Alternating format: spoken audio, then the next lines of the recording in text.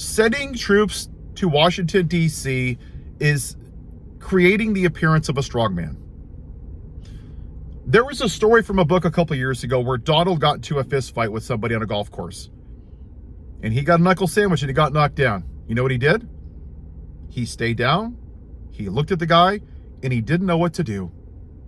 And he got up and he put his tail between his legs and he walked away. That's who Donald is. He's a coward. So what do cowards do? They hide. They don't get into confrontations. So what he does is that he gins up his trailer park trash base and he has them fight for him because he's too much of a coward to do it himself. That's what he did on January 6th. He set them out there. And he just lies to them and he gins them up and he makes them angry. So January 6th, before we go any further, let's look at a 1-minute clip of January 6th. Because that's actually crime. That's law and order. Let's look at that really quick. Jimmy, get him to the back. Get him to the back. Get him to the back. Let's get some fresh faces up front.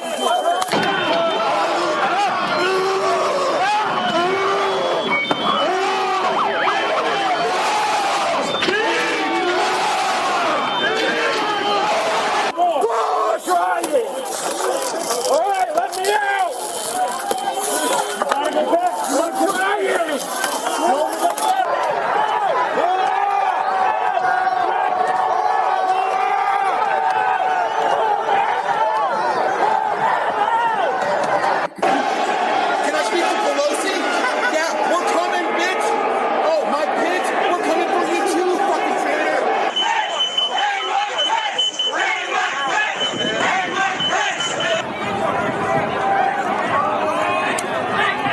They've got the... See, when you watch that and you hear the Donald, the orange dumpster fire, diaper-wearing baby that wears orange makeup today in the White House that says, we want law and order, all those people, those white men were all pardoned. Wow, shocking, right? Shocking. They were all pardoned. They're somehow heroes and patriots. But homeless people in Washington, D.C., they're just an eyesore on the government. And we're going to have to just kick them all off like they're garbage. That's the kind of person that Donald is. Crime's down 26%, but we want law and order. No, you don't. You don't give a damn about law and order. It's about being a dictator. Because he's insecure. He doesn't know how to love himself. His mom didn't love him. His dad didn't love him. He doesn't love his kids. He doesn't love his wife. He doesn't know how to have basic human emotions. And that's why people like Joe Rogan, who share the same traits that he do, act this way. They voted for him. They've been convinced that a strong woman, God forbid a strong black woman, is taking away their masculinity. When in fact, that's a strength, but they don't see it that way because they feel like they have to be less than. They haven't been raised to be healthy men. They've told that they have to be the apex predator, that they have to go and arm wrestle a bear and catch a salmon with their bare teeth and eat a raw heart beating on a wood cutting board to be a real man. That's their version of masculinity. But it's not. They're just little boys who never grew up, who are emotionally insecure.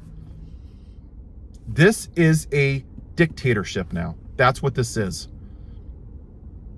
And too many of us are watching it happen and saying thoughts and prayers. And I'm going to keep making the pitch until enough people listen. If you want to stop this, peacefully protesting ain't going to cut it. Writing your senators ain't going to cut it. Calling them ain't going to cut it. You want to stop spending a target? Great. I wish you the best of luck. You think that's going to stop the fascism? No. You have to shut this country down. That's it. That's the only way this works. The Democrats do not have a backbone. They're not going to save us. We have to do it ourselves. But too many of you are still in your comfort zone. I want to leave you with a metaphor. I was fly fishing this weekend. And when you look at a river that's just wide open, there's no obstructions in it. It's clear. It's running at full speed. And then you'll see parts of the river that have a boulder or two, and it disrupts the water a little bit, and then it goes back down, and then the river continues. And then you get to the rapids. That's the part where boulder after boulder after boulder, they're just stacked all over the place, and it turns into rapids. And that river symbolizes fascism. That's what's happening in this country. We have to open our eyes to it. There's not enough people that are willing to put themselves in the middle of it right now because they think someone else is going to do it for them.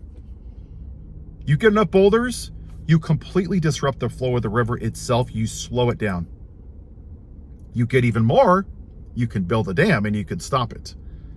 But we haven't shown that we want to be uncomfortable yet. That the most that I've seen people willing to do is to peacefully protest every 2 months on a Saturday outside of working hours. Until you're ready to be uncomfortable and stop working and stop paying federal taxes and stop coming up with every excuse why you can't do it, then you're enabling fascism to come into this country.